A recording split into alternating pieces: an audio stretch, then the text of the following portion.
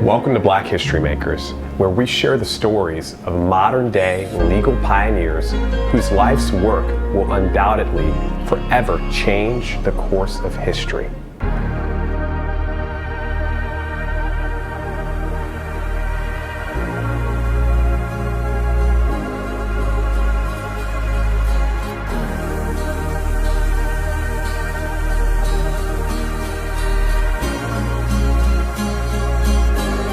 Judge Hamilton, thanks for having me today, Glad man. to be here, man. Doing all right? Doing fantastic. How about you? I'm doing great, man. You looking good, man. Thank you. I'm just trying to be like you. I don't get a robe, so I gotta put on a suit every once in a while. Look good, man. Thanks for giving me an excuse. So we are here today as part of our Black History Makers series. We're sitting down with folks who we believe are making history right before our eyes in the work that they're doing. So appreciate you giving us the opportunity to share with our folks your story. So I've had the pleasure to know you for quite a while now, and to call you a really good friend. And but for those who don't know you call me family. No, you acting funny for the kids. I am acting funny. Yeah, this is really family. Friend. Come on. Hey, and so much so that I may or may not let you eat the last leg. So I may not let you eat the last leg. Yeah. So he is May. But yeah, family. This is my brother right here. So, but for those folks who don't know Judge David Hamilton, I guess tell us, where did it all begin? When did you know you want to be a lawyer, and take us to the very beginning. Well, it really actually started when I was a kid. So my brother, who was like a superhero to me, he's a lot older. He never takes me to baseball practice ever, but this day he decided to take me to baseball practice because my mom couldn't do it. She was at work. My dad was working. And so he picks me up, me and my friend at the time, we get in the car, we get pulled over, not even 5 minutes later. Next thing I know, he gets out, they take him out of the car, and I don't see him for maybe the next 2 years. He went to prison. And so, and I was heartbroken because, he's like a superhero to me, like I said. So we grew up, my grandmother lived in the projects, and so, while my mom was working, we were always with my grandmother because she worked double shifts. And so I may be dating myself, but back in the day, when you didn't have cable, you had the TV with the bunny ears. Yep. And you had to control the little dial to get the channels. You got to move the bunny ears. Absolutely. And so we could only get 2 channels. And one was the Ben Matlock show, and the other one was the Ohio Lottery, which my grandma watched religiously every day. She always played the Pick 3 and the Pick 4. And so we'd have to come inside by the time the streetlights came on. So 8 o'clock every day, Ben Matlock would come on. And it would be like this old white guy with these tweed suits eating these hot dogs. and Matlock, for me, if you remember, back when we just had radio, before we had Sirius Satellite and YouTube Music, you had the radio, and all you had was just the songs that they played. Right? So you could hear, you listen to sometimes you hear a song that you didn't like, but it was a popular song. Yep. And you would not like the song initially, but they would play it over and over and over again, and you start to kind of like it because you pick up on the melody and the words. But that's how Matlock was for me, because it played every day at 8 o'clock. At some point, you're a kid, you're like, I can't go outside. There's only 2 channels. The Ohio Lottery's off, so let me just watch Matlock.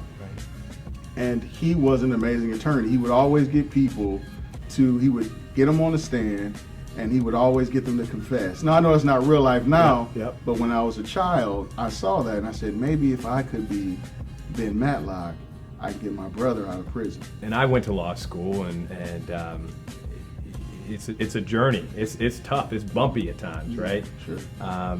There are times I imagine that you had to draw inspiration from other folks who have gone before you. So I know we've got Ben Matlock, but in light of Black History Month, are there any figures in Black history, Black historical figures that, when things were going tough, that you kind of thought that I'm going to draw inspiration from maybe their story or their journey, their struggle? Yeah, sure. So the first one, he is considered Black history. He may not be a national figure, but he is a history maker in Sumner County, and that's Judge James R. Williams. Absolutely. And I remember, campaigning, going door to door, and all the things that make campaigning tough. We have these seats, but we have to run for them, and that's the hardest part, is the politics of it, right? So, going door to door, campaigning, raising money, all those things. Sometimes you just have, you have some bad days on the campaign, right? You got targets you have to hit, and sometimes you may not reach them. And I would, draw inspiration. I didn't really personally know him, but the fact that he had the seat before I did. So he was one of the first black males to hold the seat, and then I came 30 years later. Wow. So I would think about, even on my roughest day campaigning, probably didn't measure up to his roughest day campaigning back, 30, 40, 50 years ago. Absolutely. Because I'm sure as a black male running for judge, a prestigious position, I'm sure he faced a lot more opposition than I did. Absolutely. So for me, it was, if he could do it during those times, what's my excuse? Right? Yeah. So that would, I drew, even though I didn't necessarily know him, just knowing his story and what it took for me to become a judge, I know that for him it took even more. So the fact that he was able to do it really gave me some inspiration I know that I could, get across the finish line. Absolutely. The second would be, and I know this may sound cliche, but it really isn't, is Justice Thurgood Marshall. And the reason being is, we know that he's the first black, first African American to ever sit on the Supreme Court of the United States. But more importantly for me, shortly after I got elected judge, I read a book called Devil in the Groove, and it was a story about Thurgood Marshall. But it wasn't a story about him becoming a judge or his life on the bench. It was when he was an attorney for the NAACP. And back then, it was very dangerous for black people in general, but especially people who were representing, black people. So, for instance, in the book it talks about if you were a black lawyer in the South or coming to the South to represent somebody, the lawyers, they would represent their client up until the verdict came out. And they had to do that because they'd have to leave before the verdict came out, because there would be a white mob. Whether their client was found innocent or guilty, the mob would be out there waiting for the attorneys to come out so they can kill them or beat them or whatever. And so Thurgood, at the time, he was an NAACP attorney, and he was like one of the best attorneys for civil rights. So they would just fly him out different places, or he'd drive different places, and a lot of these places were in the South. So a lot of these cases were black males who were accused of raping white women, or they were accused of murdering or doing something that they didn't do. They were falsely accused. And so he would come down and represent them, and he would win a lot of the cases. But for him, it was, he risked his life to do that. Right. And the fact that, that he did that shows a lot of character. It showed me who he was before all the glitz and glamour of being the first, black male judge on the Supreme Court. It showed who he really was as a person, as a man, that even sometimes doing what's right may cost you your life. Right. Sometimes doing what's right may cost you your family to be in danger, or your friends, and he still did it. And so I would say those two people are the ones throughout the journey as a judge kind of gleaned inspiration from. Thank you. Used your gifts and talents to make an impact, and why has that been so important to you? I would say really, whether I was a prosecutor or whether I was on county council or whether I was being a judge, it's really about just being fair to people, treating people fair, right? And I've been in these positions to really determine or shape sometimes people's lives. Right. I was in a grocery store one day, maybe about a couple years ago, and a lady comes up to me, she says, Judge Hamilton, I just want to say, my son has been in and out of jail, and he told me, he says, Mom, he called me on the phone, he says, Mom, we got a gym reopened now. And she says, I don't know if I should be proud of that or not, but he says, some councilman got the gym reopened, and we got a library and all kind of stuff in here. And she says, well, that guy, he's a judge now. And so she just said, I want to tell you, even though my son's in jail, you still had an impact on him while he's there.